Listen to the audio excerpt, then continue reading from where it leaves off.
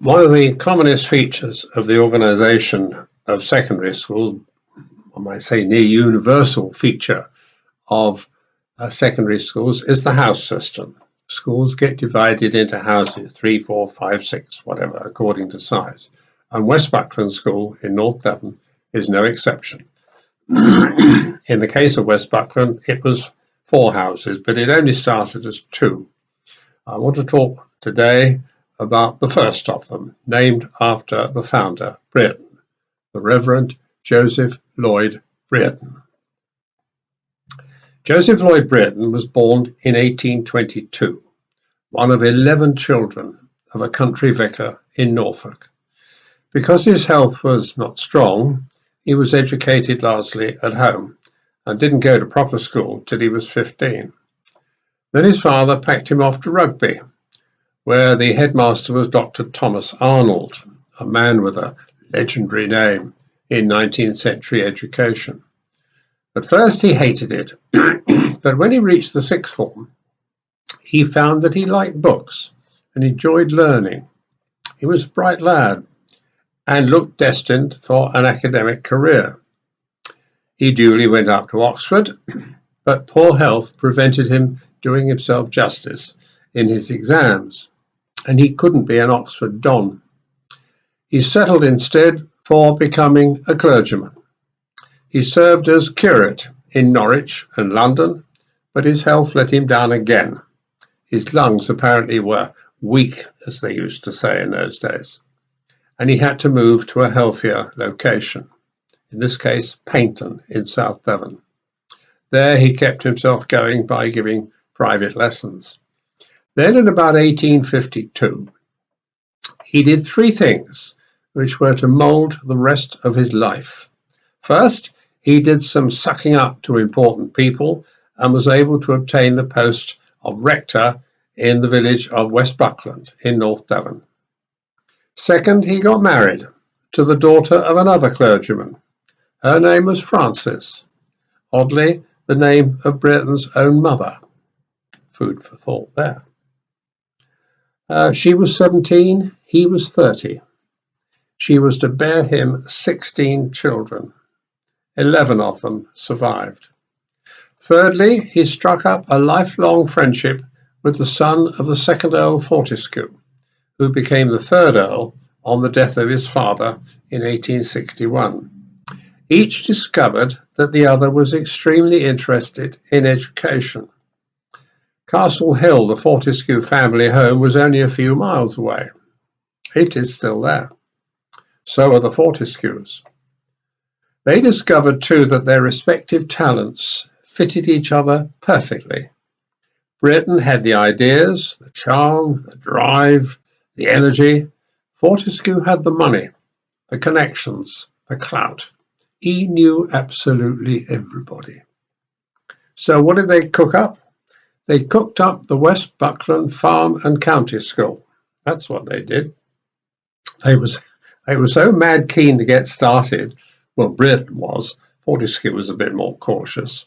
But by the end of 1858, they had raised some money, appointed a headmaster, elected some pupils, 3 to be precise, and we know their names, only to realize that they didn't yet have a school.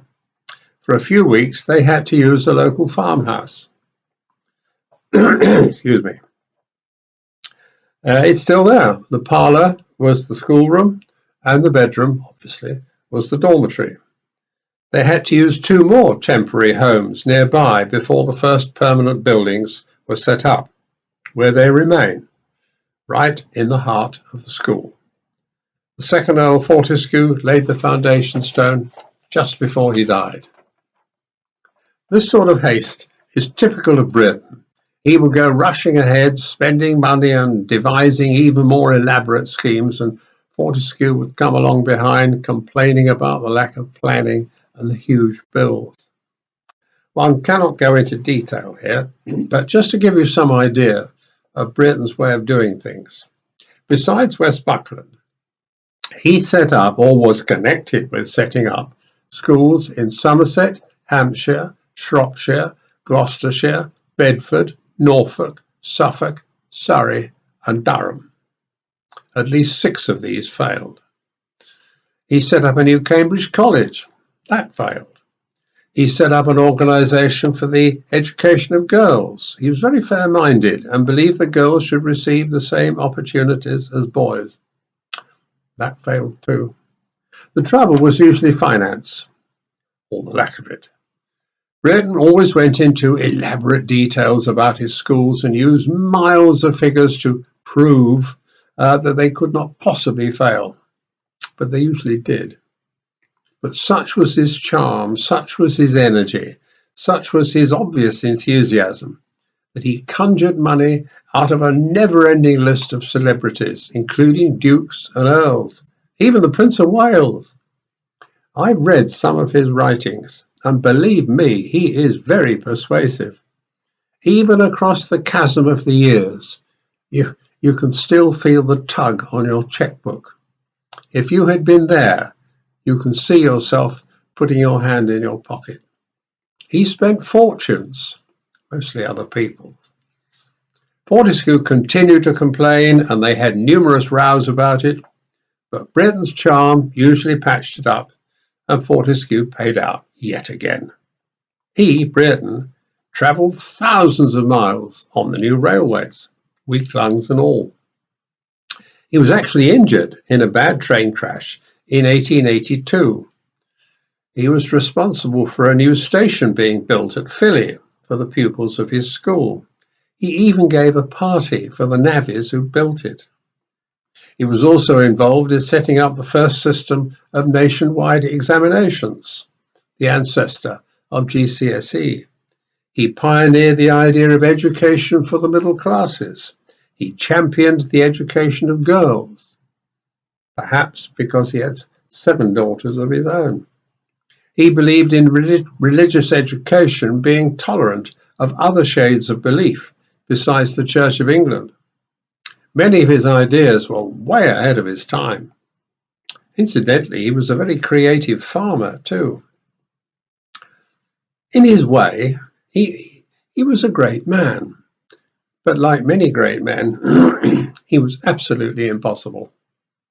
For example, his own personal debts were so large that his family spent nearly 50 years paying them off. He didn't like his daughters getting married. They had to stay at home and help with the great work. Only 2 got away. One of them married the first headmaster, Thompson. But remember that amongst all the mistakes, all the faults, all the failures, the infuriating traits of character, he also had one great success, West Buckland School. Without Joseph Lloyd Brereton, we would not be here